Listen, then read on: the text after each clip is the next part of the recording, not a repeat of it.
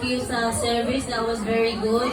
And tanan nga ni help sa akong celebration tonight. All my nieces, my families, thank you all.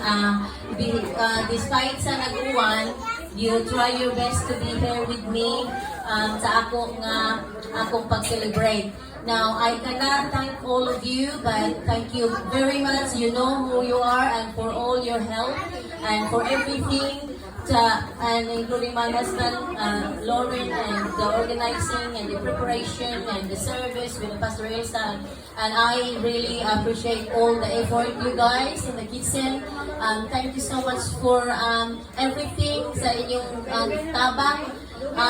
What I really want you to know is just a little bit of highlight sa past 60 years, sa akong achievements for the last 60 years. So, there was a significant moment kang tinining ninyo when she presented me sa the memory of my childhood, and that was really awesome and something I never expect na she will actually draw the episode that we had and put it in the frame and to pass and give it to me on my 60th birthday. My sister dear, thank you so much. It was really, really awesome. All the gift was awesome. All the preparation was fantastic, and thanks for the surprise. I wasn't expecting a big birthday like this. I thought it was just like a very low-key birthday, but it wasn't really low-key. It wasn't expected to be like this. But I was a bit worried with the food that it might not be enough. But God's blessing, I remember what the Lord was saying, that there's no food to feed 5,000 people, all men, and and Jesus said that after he said the prayer and the how many loaves of bread and 2 fish, and managed to feed 5,000 people. And looks like tonight, given the circumstances, I look at the food and I said, oh my goodness, that food will not be enough. The thing is, every time I have a party sa balay, it's always been 10 times the amount of food sa lamisa. When I look at it tonight, I was thinking, oh no, this is not gonna be enough for everybody. But as what I said, Jesus feeding 5,000 people with only 5 loaves of bread and 2 fish. The highlights for the past 60 years, I was made in Davao. Made in Davao and born in Cebu. And that's the true story. What actually happened, my grandfather, Tatay Bandoy, nahulog sa lubid. Okay? Si nanay at tatay and the entire family, and si Minga o si Ate Pipin was born in Davao, Digos, Davao. So, I was conceived and I was made in Davao, and then during my nanay was buntis ako nahug si Tatay Bandoy sa lubi and then namatay. Kay manananggot man si Tatay Bandoy. So, at that time, ipauli sila sa Cebu. I don't know exactly o pila na kabuan sa nanay nga buntis ako niuli sila sa Cebu, but of course wala may embalming pero diha sila katapusan until nga nataw ko wala na sila mobalik sa Davao. So they decided na mo take og resident and puyo sila sa Balibaron. That's why nataw ko sa Balibaron, Panalipan at Cebu. February 10, 1963. Pero namista sa sila sa duyan, ako lo tatay Pilo diri, namista sa duyan, nakuptian si nanay pag-uli sa Panalipan, I was born. Okay, that's how. Cut the story short, my name is Guillerma Istinso Branzuela. Tinuhuan, ang tinuhuan sa mga karaan, sigiling, wala mo ayon sa iyang edad. At ibalhin ang pangalan from Guillerma Gichinsto Lorenza. Okay? Until now, the only people in this group tonight na mutawag na kong Lorenza is my Manasita. So Manasita, until now, she will call me Loreng. She never called me Giling, Guillerma. She's always called me Loreng. Okay? And one, in Binungkalan Primary School, we go to school, they don't ask you for birth certificate. I was enrolled as Lorenza Estenso Bransoila. Okay? So all the classmates, akong mga classmates sa Binungkalan, they will still remember me some of today. Ang ako mga godmother sa Binungkalan, they still call me Lorraine. Okay? So there is still people sa Binungkalan area, my classmate from grade 1 to grade 3, who still call me Lorraine, and the people in Panalipan, because nasunog ang balay sa Binungkalan when I was growing up. Wake up with just my Andes and nothing else. So we end up moving sa Panalipan. Nagpalit ni yuta sa tatay, nagpalit ng yuta sa Panalipan. Then I moved back to Panalipan when I was in grade 4. From grade 4, wag mo kayo, this is my life story. From grade 4, I was then in Panalipan, but with the name Lorenza Estenso Bransoila, until on my last after and a half year through or 3/4 through of my grade 4 that I become a CCF, the Christian Children's Fund. Then they asked for my birth certificate. When the birth certificate was presented, dili malagi ko Lorenza, I'm Guillerma Estenso Bransoila.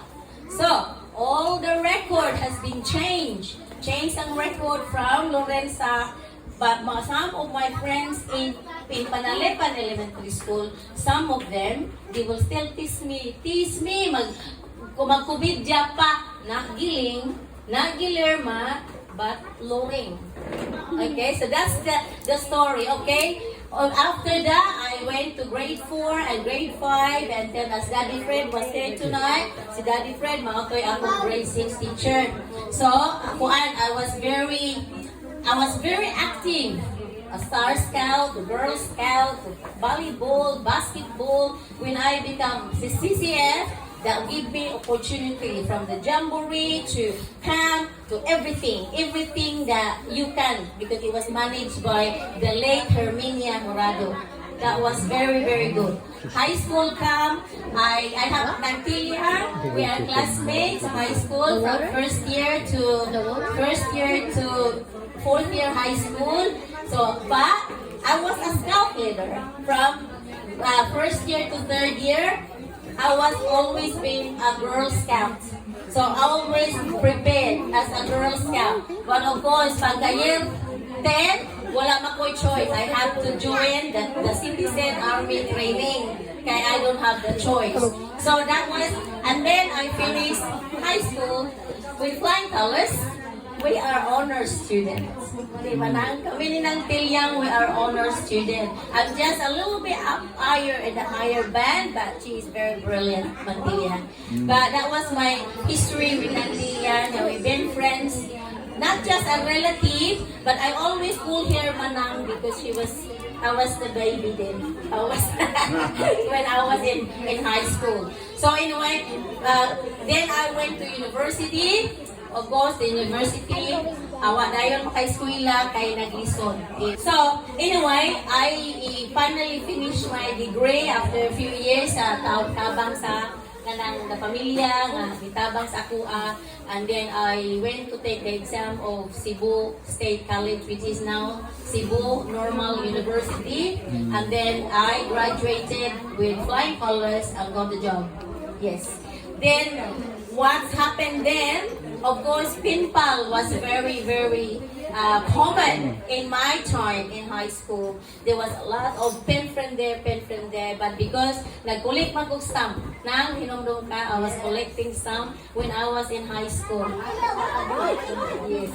So I was collecting stamp. My collection was, of course, destroyed by the typhoon when I went to Australia. Pero that's part of letter writing, and the pen pal, it was very, very Well, very, very common anak atong pimple in the olden days. So until of course I meet the father of my children, the late Tommy, he's now gone, and then of course brought me to Australia. Then I have my kids. I have my 3 children. Isabella, you heard Isabella sing tonight. She's my baby. And then you saw the messages of William and his wife Katie, and then si Kuan, si Joseph, o si Christina. And then from there on, pag 1 year old ni Joseph, ni SD, eskwela ko part-time. Instead mo eskwela teaching, kay curriculum sa Australia is different sa Pilipinas. Ang ka-diferensya kay ang Australia at that time is up to year 12 until now. Ang Pilipinas is only up to year 10. So because ang structure in my time, whereas now is different, kaya 12 na. So hopefully it's changed. So anyway, I study Bachelor of Business in Accountancy and Law. I then landed a job in the government and after 5 years of working for the government, in an executive position until retire ko last August 2021. So I always said I will retire early and I achieved my objective. So of course I retire early now at retirement. The plan now, as you know, I'm celebrating my birthday here with more travel nami, and then we already have travel plans for the US in May. So there's a lot of traveling involved. So retirement, para nako, retirement is busy compared to when I was working. Yeah. So as nang tiyang, ni-retire as nang tiyang, she's more busy because she have business. But when you are working is different because mag-imo, paniwangon nimo, mahumanti mo tanan trabaho nga weekend, kay ikunumis trabaho na ka. Pero once retired ka, you want tomorrow is another day. Oh, so that's the life in retirement. So anyway, guys, that's my life, and it's a fascinating life as what my anak nga, it was not easy to live with me. My husband is now dealing with me, but he doesn't have a choice. And if he have a choice, he knows. You know? But I'm fair. I love everyone. And if you guys know that I have a YouTube account, and it was called Little Giant, because that's what my husband called me. I am his LG. I am the Little Giant, life is good. Little Giant, LG, life is good. The reason he said that because he reckoned that I'm short, I'm small, but I have a big heart. Small but terrible. Small but terrible. Yeah. But anyway, guys, thank you so much for coming tonight. And as I said, so many of you contributed to this event tonight. I know it's a surprise for me. I wasn't expecting it, but it's a great surprise. And thank you and enjoy the food. There's a lot of food.